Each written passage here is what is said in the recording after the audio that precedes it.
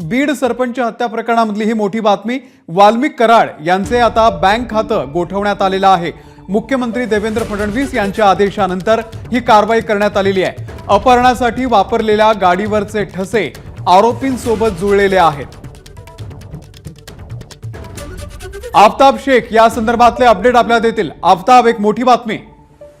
अमोल, सगळ्यात आधी आपण हे स्पष्ट केलं पाहिजे की सूत्रांची माहिती आहे, अर्थात सीआयडीचा तपास ज्या पद्धतीनं वेगानं चालतोय त्यामुळं ही सगळी इन्साइट माहिती जी आहे ती सूत्रांच्या हवाल्याने आपल्यापर्यंत पोहोचलेली आहे। संतोष देशमुख हत्या प्रकरणामध्ये जवळपास 3 गुन्हे वेगवेगळे दाखल आहेत। एक हत्येचं प्रकरण आहे, एक खंडणीचं प्रकरण आहे आणि एक वॉचमॅनला मारहाण केलेला एक वेगळा गुन्हा जे आहे असे 3 गुन्हे एकूण या प्रकरणांमध्ये दाखल आहेत। आणि या 3 गुन्ह्यांच्या तपासासाठी जवळपास 9 टीम ज्या आहेत त्या सीआयडीच्या बीडमध्ये दाखल झालेल्या आहेत आणि या 3 टीमकडून जवळपास 150हून अधिक कर्मचारी आणि अधिकारी जे ते सीआयडीचे कार्यरत आहेत आणि या सुमारे या सर्व टीमने 100हून अधिक लोकांची या प्रकरणामध्ये आतापर्यंत चौकशी केल्याची माहिती देखील सूत्रांकडून सांगितली गेली आहे। आणि या सगळ्यात विशेष बाब म्हणजे वाल्मिक कराड जे या सगळ्या प्रकरणामध्ये सर्वाधिक चर्चेत राहिलेले आरोपी आहेत त्यांच्याशी संबंधित असलेल्या एका महिलेची आज सकाळपासून सीआयडीचं एक पथक चौकशी करत असल्याची देखील माहिती सूत्रांकडून आपल्याला कळलेली आहे।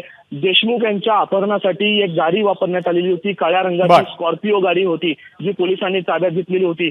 त्यावरती ठसे देखील पोलिसांना आणि सीआयडीच्या पथकाला आफताब थोडंसं थांबवतोय। ज्या फरार आरोपींचे आता बँक खाती जी आहेत ती गोठवल्याची आपल्याला माहिती मिळालेली आहे। अंजली दमानिया सातत्यानं या सगळ्या प्रकरणाचा पाठपुरावा करतायत। सामाजिक कार्यकर्त्या अंजली दमानिया सध्या फोनवरती आपल्यासोबत आहेत। अंजलीताई, 4 फरार आरोपींचे बँक खातं आता गोठवण्यात आल्याची सूत्रांची माहिती आहे। आपल्याकडे काय माहिती आहे? आपल्याकडे काही अपडेट आहेत का? नाही, दुपारपासून हेच कळलं होतं की जी स्कॉर्पिओ जप्त झाली होती त्याच्यात 2 मोबाईल मिळाले आणि त्या मोबाईलमध्ये व्हिडिओज होते। आणि मला खरंच एक कळत नाही की जर ही मोबाईल त्यांच्याकडे आधीपासून होते त्याचा डेटा रिकव्हरी करायला इतका वेळ का लागला? म्हणजे ही पोलिसांची खरोखर दिरंगाई होती। आणि काल जे फडणवीसांनी अनाऊन्स केलं होतं की जे फरार आरोपी आहेत त्यांची सगळी संपत्ती जप्त करण्यात येईल, तर मला प्रश्न हाच पडला होता की त्याच्यात वाल्मिक कराडांचं नाव आहे की नाही। तर आज जर त्यांची संपत्ती आता जप्त झाली असेल याचा अर्थ ते सुद्धा त्यातले एक मुख्य आरोपी आहेत असं आपण म्हणण्यापेक्षा आता हे गृह खात्यानेच आणि याच्या ऍक्शनमुळेच आता आपल्याला दिसतंय की हे सुद्धा त्यातले महत्वाचे म्हणजे गुन्हेगार आता मानायला हवेत। आणि जे फडणवीस अधिवेशनात देखील बोलले होते ते सरळ सरळ असं म्हणाले होते की मकोका लावायला हवा। वाल्मिक कराड यांची एका याच्यात खंडणीच्या गुन्ह्यात तर सरळ सरळ आहेत, पण दुसऱ्या गुन्ह्यात देखील जर असेल तर त्याच्यावर कारवाई होईल, हे त्यांचे जे शब्द होते याच्यावरून आपल्याला सरळ दिसतच आहे की त्यांचे सरळ त्यांचा हात होता। सांगितलं त्यांच्या सांगण्यावरून कदाचित त्याला उचललं गेलं होतं आणि मारहाण झाली आणि शेवटी ते वारले। तर हे जे सगळं षडयंत्र होतं त्याचे ते प्रमुख सूत्रधार असावेत हे आजच्या या निर्णयावरून सरळ दिसतं। अच्छा, धन्यवाद अंजलीताई, आपण सविस्तर यावरती प्रतिक्रिया दिलीत त्याबद्दल। आपण पुन्हा एकदा जाऊयात, आपले प्रतिनिधी आफताब शेख आपल्यासोबत आहेत। आफताब, मगाशी तू या संदर्भातले अधिक अपडेट देत होतास।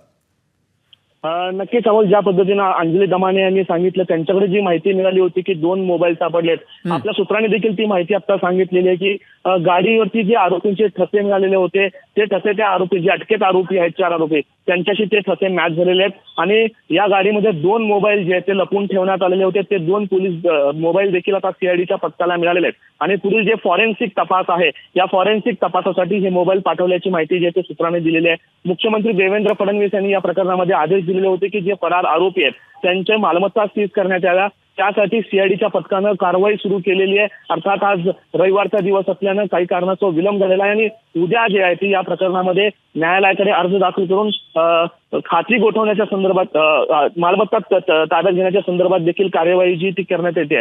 विशेष म्हणजे या प्रकरणातले चार जे फरार आरोपी आहेत त्यापैकी एकाही फरार आरोपीनं अटकपूर्व जामीन जे आहे मिळवण्यासाठी कुठल्याही न्यायालयामध्ये अर्ज दाखल केलेला नाही अशी देखील माहिती आपल्यापर्यंत प्राप्त झालेली आहे। आणि या प्रकरणामधले जे आरोपी आहेत त्यांच्यापैकी केवळ एका आरोपीकडे पासपोर्ट होता आणि तो आरोपी अटकेत आहे. आणि त्यामुळं हे सर्व जे आरोपी आहेत ते अधिकृत मार्गाने परदेशी पळून जाण्याचा मार्ग देखील बंद असल्याची माहिती देखील आपल्यापर्यंत मिळाली आहे. बरं. आणि या सर्वाधिक चर्चेत राहिलेले जे आरोपी आहेत वाल्मिक कराड यांच्यावरती जे गुन्हे इतर आधी दाखल झालेले आहेत त्यामुळे त्यांच्याकडे पासपोर्टच नव्हता, त्यामुळे ते परदेशी पद्धतीनं अधिकृत पद्धतीनं पळून जाणार नाहीत अशी देखील माहिती जी ती सीआयडीच्या सूत्रांकडून आपल्याला मिळालेली आहे. त्यामुळे धक्कादायक आणि तितकेच इनसाइड स्टोरी सीआयडीच्या तपासातल्या आपल्याला मिळालेल्या आहेत.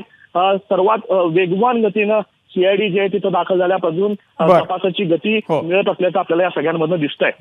निश्चित या संदर्भातले अपडेट आम्ही आफताब तुमच्याकडून सातत्यानं घेत राहू. धन्यवाद या संपूर्ण माहितीबद्दल. एबीपी माझा, उघडा डोळे बघा नीट.